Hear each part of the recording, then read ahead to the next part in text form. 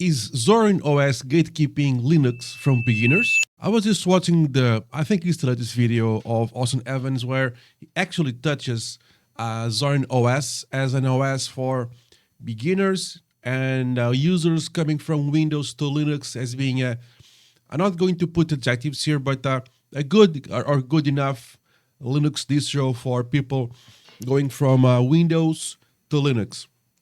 And I have installed Zorin OS. You can check me at the channel. Also, Beats installs Linux. Link in the description. Go there and check it out. And I did come across when I was downloading the ISO for that they have a kind of a free version and the pro version. And the pro version costs around 50 euros. I'm running euros here, and it gives some stuff added to things, but they have the core, which I did install, and it just installed fine. I mean, no issues. Well, I did not enjoy 100% the installer, how it does stuff, but that's also true for other Linuxes, not only Zorin, so take that as you wish. But I also noticed there is a pro version, a core, education, blah, blah, blah, blah, blah, and let's focus on the pro version for a second because the other ones are just fine. And what do you get by using the pro version? Well, they say you can, let's see, so pro, creative suite, okay, unleash your computer. So they have the pro version, we need to pay 50 euros, okay. And then you get, you have themes that make Zorin look more about like Windows or like, other OSs like Mac and even other Linuxes. I mean, if I want to make my Linux look like Linux Mint, why don't I just install like Linux Mint? But again, I'm just pouring my heart out. I didn't even write a script for this. I just kind of putting my thoughts out there. But I really want also to hear your own thoughts. That's kind of what I want about this video. It's not talking trash about nothing or anything else. Just trying to feed myself with feedback, fresh feedback. I didn't want to go to Reddit or any other website to see what people think. I don't want to get biased on my thoughts. These are just purely my thoughts, and I want to absorb your thoughts in the comment section. So the pro version gives you themes. Well, do people really want to get the look and feel exactly like Windows like? Well, maybe people do to get the transition going, but do you really need to pay for this? I know the answer. Most of you do know. No, you don't. So the Linux, it's very themable. It's very skinnable. Why pay for that? Next, they say productivity suite, Photoshop compatible image editor. I would say GIMP or they have the image here, so that they have some kind of a slide. I want to put some B-roll around this, but they have like of Blender. Blender is free. Am I right? Am I wrong? Blender is completely free. They also show GIMP. GIMP is free. VLC is free. So they are basically making people pay, and also music editors that are also free. I just don't know the name.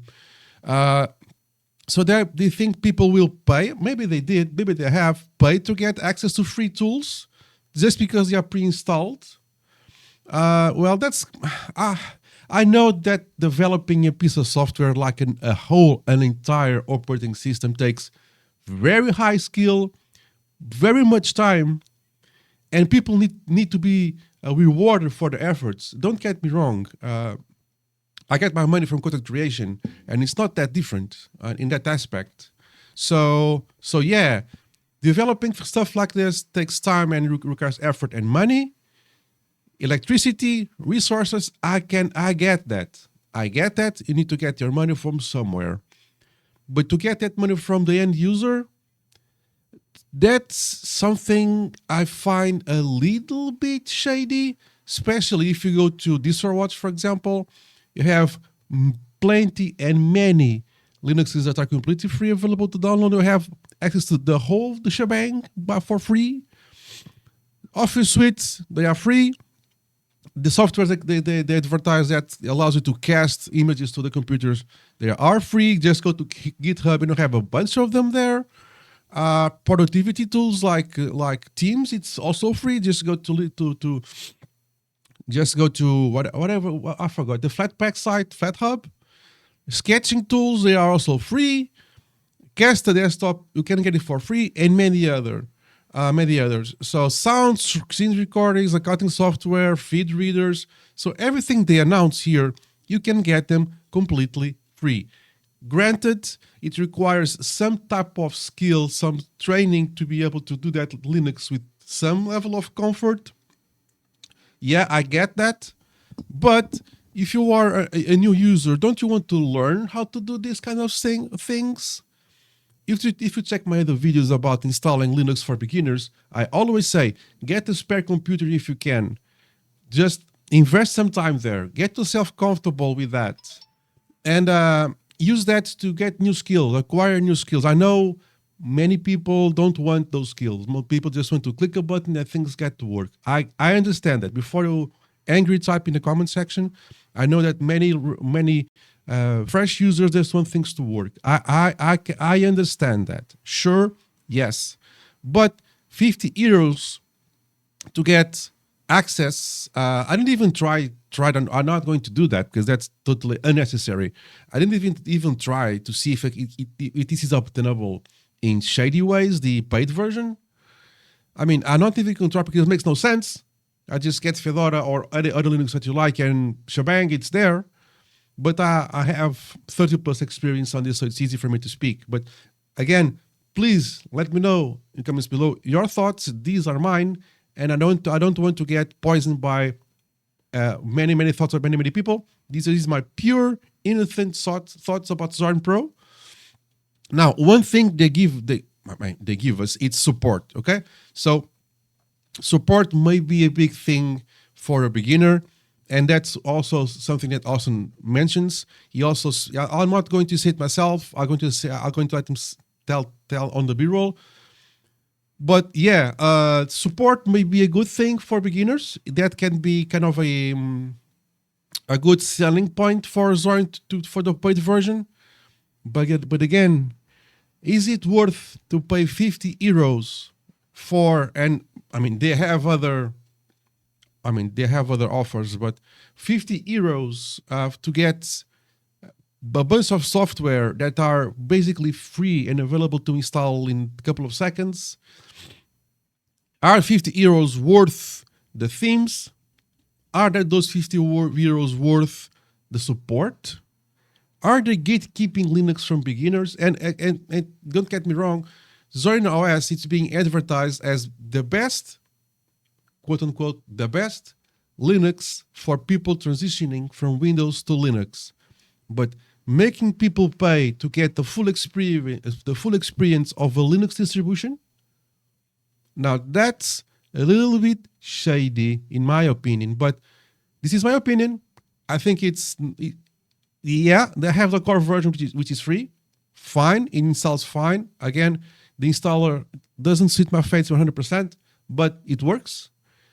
But to get the full package that Linux offers for free anyways, and keep it behind 50 euros or whatever value it is in your country, now that's something to think about.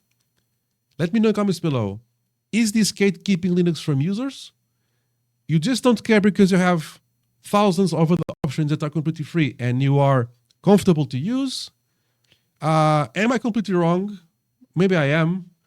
Let me know in the comments below what you think all about this. This got me thinking while I was just having my coffee at 6 a.m.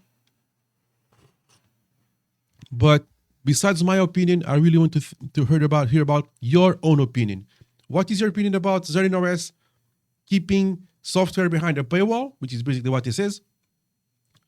I mean, kudos for the developers. They have invested time, money, and resources on this. Yes, I am aware of that. And that deserves to be paid. Nobody works for free. At least not everybody that needs money works for free. Skill and knowledge are valuable items that you should not give away, with, of course, the obvious exceptions. But skill and knowledge, they deserve to be paid, okay?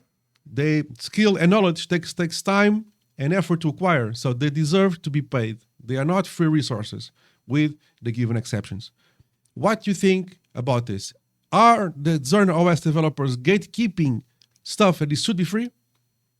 Let me know in the comments below. Like, subscribe, hype, and comment. Rant out. Let's spam that comment box, and I'll see you there.